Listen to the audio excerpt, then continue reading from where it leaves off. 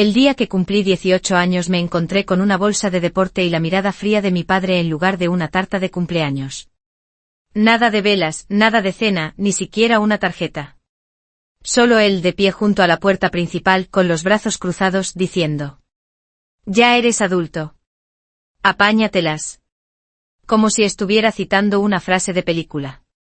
Mi madre estaba detrás de él en silencio con la mirada clavada en el suelo. Recuerdo que pregunté si era una broma, con la voz temblándome como si aún tuviera 14 años, no alguien técnicamente mayor de edad. Pero él ni pestañeó. Simplemente señaló la bolsa, ya preparada, y dijo que tenía 10 minutos antes de que cambiara las cerraduras. Así fue como salí de casa. No con una celebración, sino con una bolsa de gimnasio barata, $60 en el bolsillo y sin la menor idea de dónde iba a dormir esa noche. Me llamo Alex y en ese momento me había graduado del instituto hacía solo 3 días. No era un adolescente problemático. No me metía en líos. Nada de drogas, nada de faltar a clase, nada de peleas. Tenía un trabajo a tiempo parcial en la gasolinera del barrio, una media de 3,7 y el sueño de quizá entrar en un community college si lograba pagarlo. Pero nada de eso parecía importar. La verdad es que siempre supe que yo era el de sobra. Mi hermano pequeño, Nathan, era el hijo perfecto. Incluso de niño bromeaba diciendo que debía de tener un halo escondido en algún sitio de su armario. ¿Sobresalientes? Claro. Pero yo también los tenía. Cuando los sacaba él era brillante. Cuando los sacaba yo, era lo normal. Él destrozaba mi bici y al día siguiente tenía una nueva. Yo rompía un cordón del zapato y me echaban la culpa por no cuidar mis cosas. Nathan era 2 años más pequeño, pero lo trataban como si fuera el heredero de un trono cuya existencia yo desconocía. A él le pusieron ortodoncia y le pagaron clases de tenis. Yo llevaba zapatillas usadas y aprendí a convivir con el silencio. Cada vez que preguntaba por qué todo era tan diferente entre nosotros, mi padre decía: «No seas dramático, Alex. La vida no es justa». Y ahí se acababa la conversación. Siempre. Aprendí pronto a no insistir demasiado. Así que bajé la cabeza, cumplí mis turnos, hice los deberes y me repetí que cuando cumpliera 18 me iría por mi propio pie. Pero supongo que se me adelantaron. La primera semana fuera de esa casa fue brutal. Fui saltando de sofá en casas de amigos hasta que a alguno de sus padres empezó a incomodarle. Una noche dormí en la sala de descanso del trabajo porque llovía demasiado como para vagar por la calle. Al final encontré una habitación cutre en una casa compartida con 3 desconocidos. Uno vendía marihuana desde el salón. Otro ponía música a todo volumen a las 3 de la mañana. Y el tercero apenas hablaba inglés, pero siempre sonreía y me ofrecía fideos instantáneos. Ese hombre Chun fue más familia para mí que mis propios padres. Me llevó 4 años ponerme en pie. Trabajé en todo lo que pude. Cajero, repartidor, limpiador nocturno en un centro comercial que siempre olía a palomitas rancias. Estudiaba en los descansos, hacía cursos online y con el tiempo conseguí un título en informática. No era nada glamuroso, pero era mío. Sin ayuda de mis padres, sin fondo de confianza, sin ahorros secretos. Solo yo, un portátil destrozado y una terquedad infinita. Cuando cumplí 26, vivía en un piso de una habitación, limpio, en un barrio decente. Tenía un coche que funcionaba, un trabajo bien pagado y por primera vez en mi vida, una sensación de paz. No felicidad exactamente. Eso vino después. Pero paz. No pensaba mucho en mi familia. No iba a verlos, no llamaba. No estaba amargado, al menos no de forma consciente. Simplemente pensé que si no había sido suficiente para ellos, no iba a suplicar ahora. Y entonces, un domingo por la mañana, todo volvió a cambiar. Empezó con unos golpes en la puerta. Yo estaba en chándal, a punto de poner una lavadora, cuando los oí. 3 golpes secos, demasiado firmes para ser amistosos. Miré por la mirilla y me quedé helado. Delante estaba mi madre y un poco detrás mi padre, con los brazos cruzados en la misma postura que recordaba del día en que me echaron de casa. Mi primer pensamiento no fue porque estaban allí. Fue como demonios sabían dónde vivía. Abrí la puerta pero no me aparté. Alex, empezó mi madre toda nerviosa, con los ojos muy abiertos, como si esto fuera un reencuentro después de años. Estás muy cambiado. He crecido, respondí seco. ¿Qué queréis? Mi padre intervino enseguida. Nada de charla previa. Tenemos que hablar. ¿Podemos pasar? Los miré durante un largo segundo. No dije que sí. Simplemente me aparté. Se sentaron en mi sofá como si fuera suyo. Mi madre miraba alrededor como inspeccionando si había polvo. Mi padre se quedó de pie, con las manos en la cintura. El silencio era insoportable. Hemos pasado unos años difíciles, dijo por fin mi madre, juntando las manos sobre el regazo. ¿Y tu hermano? Claro, pensé, esto iba de Nathan. ¿Qué le pasa? Pregunté intentando que no se me notara nada en la voz. Lo han despedido, dijo ella con suavidad, como si se suponía que tenía que sentir pena. Y su prometida lo dejó y se llevó el coche. Está fatal. Esperé. Pensamos, dijo mi padre, que ya que ahora te va bien y tienes este piso, quizá ha llegado el momento de unirnos como familia. Levanté una ceja. ¿Unirnos cómo? Mi madre miró a mi padre antes de responder. Creemos que lo mejor sería que Nathan se mudara aquí, solo de manera temporal, hasta que vuelva a ponerse en pie. Hubo un momento de silencio absoluto. Casi me reí. Casi. ¿Estáis bromeando?, dije. No, respondió mi padre con firmeza. Tienes espacio. Es lo mínimo que puedes hacer. La familia es lo primero. Esas 3 palabras hicieron que algo se rompiera dentro de mí. La familia es lo primero. La misma familia que me tiró a la calle como si fuera basura. La misma familia que me dejó pasar hambre mientras reformaban la habitación de Nathan para convertirla en un despacho después de que yo me fuera. A ver si lo entiendo bien, dije despacio, intentando no alzar la voz. Me echasteis de casa el día que cumplí 18 sin avisar, sin apoyo, y ahora me pedís que aloje a Nathan porque la familia es lo primero. Mi madre se removió incómoda. Cometimos errores. ¿Errores? La interrumpí. Eso no fue un error. Fue una decisión. Alex, dijo mi padre, dando un paso al frente como si aún mandara. Es tu hermano. Te necesita. A la familia no se le da la espalda. Me levanté. Vosotros sí lo hicisteis. La habitación volvió a quedarse en silencio. Mira, intentó suavizar mi madre. Ha pasado por muchas cosas. No es como tú. No lleva bien las dificultades. Siempre ha sido sensible. Y yo no. Dije incrédulo. Lo que pasa es que yo no tuve el lujo de venirme abajo. Estaba claro que no lo entendían o no querían entenderlo. Mi padre seguía insistiendo, lanzando razones, culpa, comparaciones. Incluso dijo algo sobre que yo había construido mi vida gracias a su amor duro. Casi me atraganto. Eso no fue amor duro. Eso fue abandono. Así de claro. Se fueron ese día sin una respuesta. Pero sabía que no había terminado. Lo sentía en el estómago. No iban a soltarlo. No con Nathan de por medio. Y no tenía ni idea de hasta dónde estaban dispuestos a llegar para conseguir lo que querían. Pero ya no era el chico asustado de 18 años que dejaron atrás. Y esta vez tenía algo que perder. Y algo que proteger. Aún no lo sabía, pero la tormenta acababa de empezar. No llamaron durante unos días después de aquella visita. Pensé que quizá, solo quizá, habían captado el mensaje y se habían echado atrás. Incluso empecé a soltarlo convenciéndome de que su petición absurda había sido solo un intento puntual de manipulación.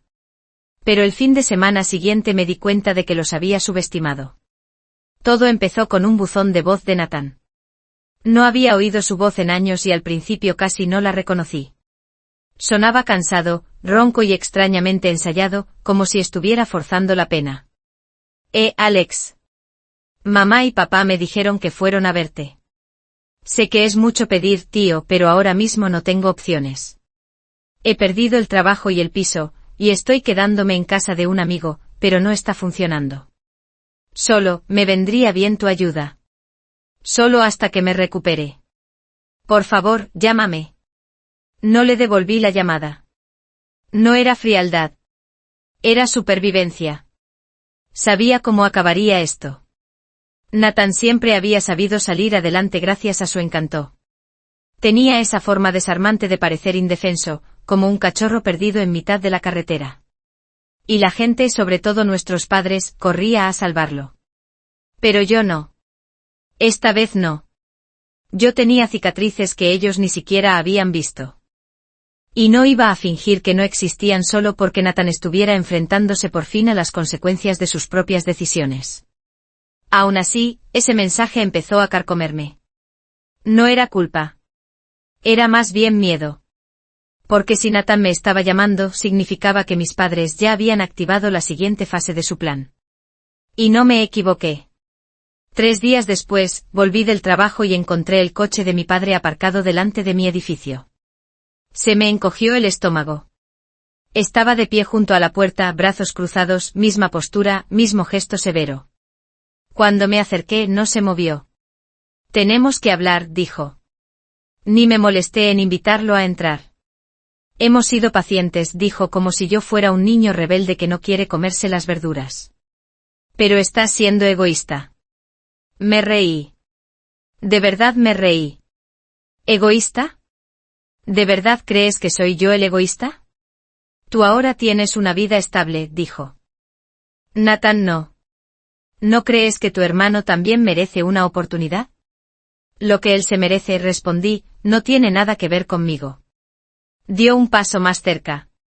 Eres parte de esta familia, te guste o no. No, repliqué mirándolo fijamente. Vosotros os asegurasteis de que no lo fuera. No le gustó nada. Apretó la mandíbula y vi un destello de ira en sus ojos. No era rabia. Era algo peor. Derecho. Como si en el fondo creyera que todo lo que yo tenía era suyo para negociar. No gritó. Solo dijo. Te arrepentirás. Y se fue. 2 días después empezaron a llegarme mensajes inesperados de la familia extensa. Primos, una tía con la que no hablaba desde hacía años. Incluso un mensaje aleatorio por Facebook de alguien que decía ser amigo de la familia. Todos decían alguna versión de lo mismo. No está bien darle la espalda a la familia. Nathan lo está pasando mal. Necesita apoyo. A ti te va bien. ¿No puedes ayudar aunque sea un poco? Un primo incluso escribió. Vaya, no sabía que el éxito te volvía tan insensible. Era evidente que estaba todo coordinado. Mis padres habían contado una historia. Seguramente una en la que yo vivía como un rey en una mansión mientras el pobre Nathan dormía en la calle. La ironía era que mi piso era más bien modesto. Pero eso no importaba. El relato ya estaba fijado. Y yo era el villano. Podría haberme defendido. Podría haber contado la verdad sobre lo que pasó cuando cumplí 18, como me echaron como si fuera basura. Pero una parte de mí no quería jugar a su juego. Había pasado demasiados años dejando que su versión moldeara mi vida. No iba a rogarle a nadie que me creyera. Ahí empezó el desmoronamiento lento. Nathan empezó a aparecer en persona. Primero fue el aparcamiento. Luego el vestíbulo. Después una vez estaba esperando fuera de mi puerta. Siempre con esa misma cara de perro apaleado, como si estuviera demasiado derrotado incluso para hablar en voz alta. No vengo a pelear, dijo una tarde con las manos en los bolsillos. Solo necesito ayuda. No soy a quien deberías pedírsela, respondí, intentando no cerrarle la puerta en la cara. Pero eres el único que puede. Esa frase se me quedó clavada. No porque fuera cierta, sino porque él se la creía. Mis padres lo habían condicionado para verme no como un hermano, sino como un salvavidas. Y ahora que se les había acabado la cuerda, me lo estaban lanzando encima como un peso muerto. Entonces llegó el verdadero punto de ruptura. Estaba en el trabajo metido hasta el cuello en un problema de red, cuando recibí una llamada de mi casero. Algo que nunca pasaba. Contesté pensando que habría algún problema con el edificio. Hola Alex, dijo con un tono demasiado alegre. Solo quería confirmar que te mudas el día 1, ¿verdad? Parpadeé. ¿Cómo? Bueno, tu hermano pasó esta mañana. Dijo que te mudabas y que ibas a transferir el contrato. Traía papeles y todo. Sentí que el corazón se me caía al estómago. No, dije despacio. Yo no he dicho eso. No me mudo. Hubo una pausa. Ah, dijo. Él dijo que le pediste que se encargara mientras estabas trabajando. No pude hablar. Me temblaban los dedos. No te preocupes, añadió rápido. De momento no ha cambiado nada. He preferido llamar para confirmarlo por si acaso. Colgué y salí corriendo a casa. Y allí estaba. Nathan, otra vez esperando fuera de mi puerta. Esta vez con una mochila al hombro y una sonrisa satisfecha en la cara. ¿Qué cojones has hecho? Le solté. Tuvo la cara dura de parecer confundido. ¿A qué te refieres? ¿Le has dicho a mi casero que me mudo? ¿Estás loco? Se encogió de hombros. Pensé que acabarías entrando en razón. Solo estaba acelerando las cosas. ¿Mintiendo? ¿Falsificando mi nombre? No es falsificación si somos familia, dijo como si eso tuviera algún sentido. Solo estaba intentando ayudar. Me quedé mirándolo atónito. ¿Ayudar a quién? A ti, a mí, a todos, dijo. Este tira y afloja está destrozando a la familia. En cuanto me instale aquí podemos arreglarlo todo. Ahí fue cuando me di cuenta de algo. Nathan no veía lo que estaba haciendo como algo malo. De verdad se creía la víctima.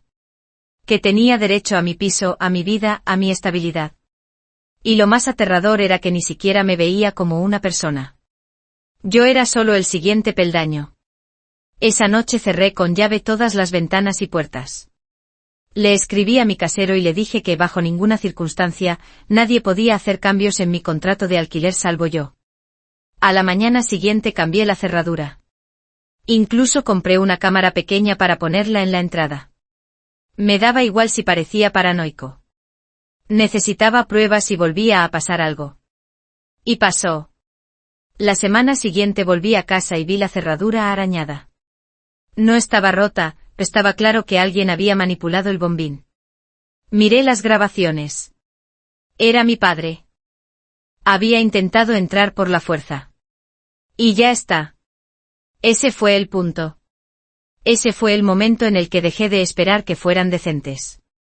El momento en el que acepté que no solo eran unos caraduras. Eran peligrosos.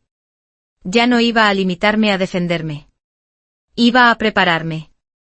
Y si se pensaban que me iba a quedar callado mientras intentaban desmontarme la vida pieza a pieza, no tenían ni idea de con quién se estaban metiendo. Porque esta vez no estaba solo. Y ya no estaba jugando a la defensiva. Ahora estaba planeando algo que no verían venir ni de lejos.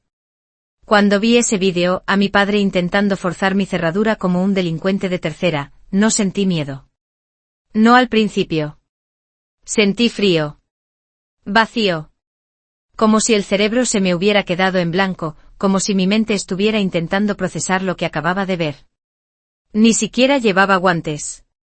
Sin mascarilla, solo una gorra y una chaqueta que reconocí de mi infancia. Como si viniera de hacer la compra y se le hubiera ocurrido cometer un delito de camino a casa, así, tan tranquilo. La única razón por la que no entró fue porque yo había cambiado la cerradura esa misma mañana. Y en ese momento me di cuenta de algo que llevaba años sin permitirme sentir. Tenía miedo.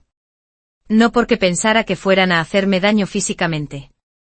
Aunque a esas alturas, ya no descartaba nada. Sino porque por fin acepté lo que llevaba negando desde los 18. No me querían. No de verdad. Puede que quisieran la idea de mí. La versión que desaparecía en silencio, que no daba problemas, que no se interponía en el camino de Nathan. Pero yo, la versión que sobrevivió sin ellos, la que se atrevió a decir que no, esa persona era una amenaza. Un obstáculo. Y los obstáculos se apartan. Le envié el vídeo a mi casero al instante. Le dije que estaba valorando poner una denuncia. Se mostró comprensivo, un poco en shock, pero también nervioso.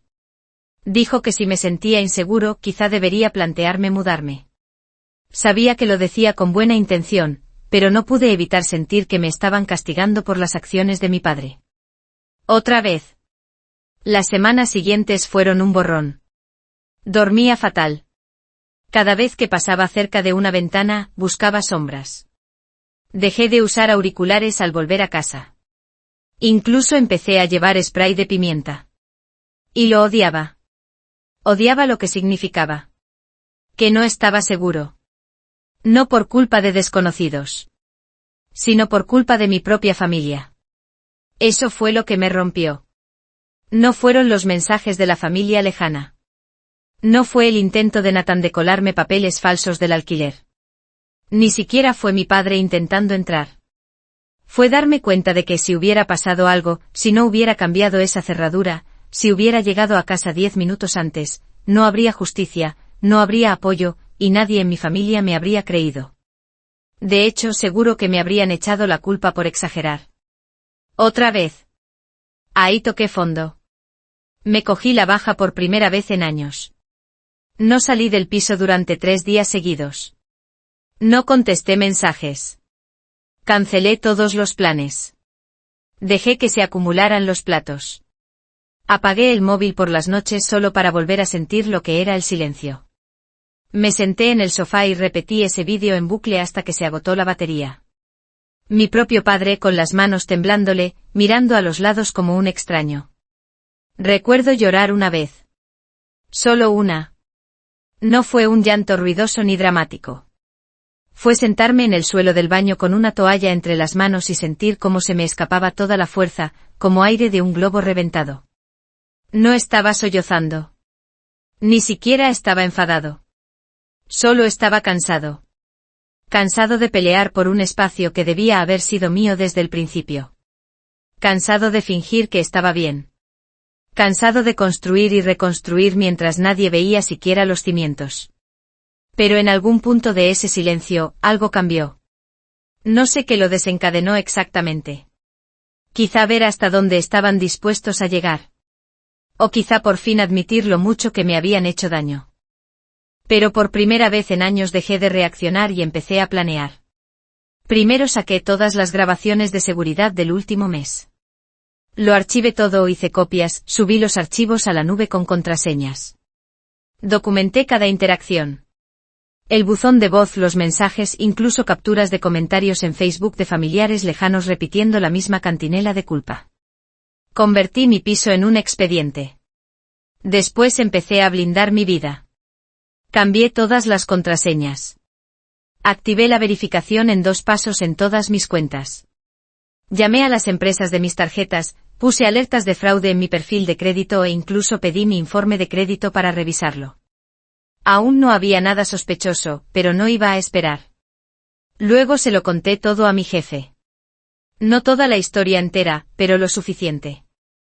Le dije que tenía un problema familiar y que podía haber gente intentando contactar conmigo o presentarse en la oficina.